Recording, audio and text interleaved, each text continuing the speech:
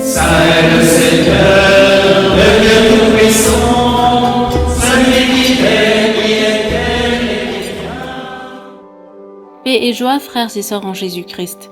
Bienvenue dans votre rubrique Saint du jour, dispo sur notre chaîne YouTube et nos pages Facebook et Instagram.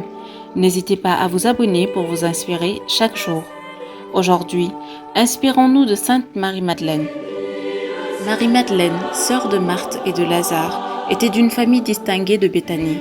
Après la mort de ses parents, Marie vivait dans les plaisirs au point qu'elle devint le scandale de toute la Galilée et qu'on ne la connut bientôt que sous le nom de la pécheresse. Le Sauveur, Jésus-Christ, lui remettant ses péchés, la délivra de Satan qui la possédait.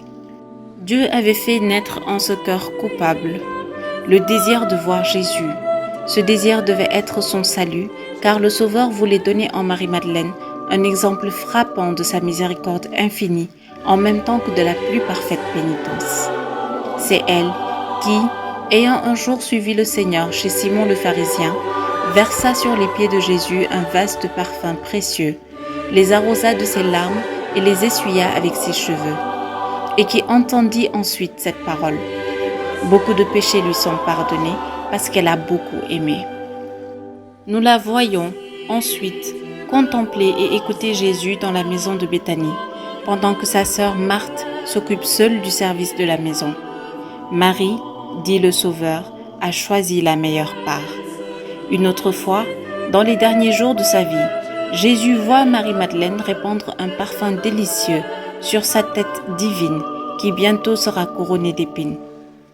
Elle accompagnera le Sauveur au sommet du calvaire, assiste à sa mort et à sa sépulture, et bientôt reçoit l'une des premières visites du Christ ressuscité.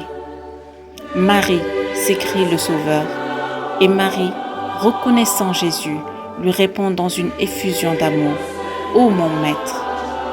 Jésus l'envoya alors annoncer sa résurrection. Elle devint ainsi l'apôtre des apôtres. On raconte que les Juifs endurcis, fatigués de ces exhortations et de celles de Marthe et de Lazare, les exposèrent sur la mer par une tempête, dans une pauvre barque sans rame ni voile. La nacelle voguait à la garde de Dieu et vint aborder après quelques jours au rivage de Marseille. Les pieux disciples du Christ firent là de nombreuses conquêtes.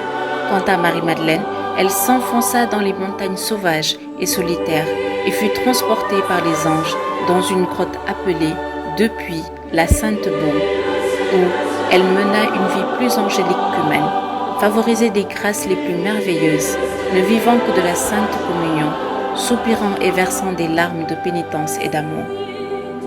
Sainte Marie-Madeleine nous rappelle que là où le péché abonde, la grâce surabonde. Comme elle, reconnaissons le Maître de notre vie qui nous délivre, qui répond à notre pénitence par la miséricorde et nous nourrit de son amour. Aujourd'hui, nous fêtons aussi la bienheureuse Marie-Inès Thérèse du Très Saint Sacrement. Bonne fête à tous les homonymes, à demain pour de nouveaux saints. D'ici là, prions chez nous.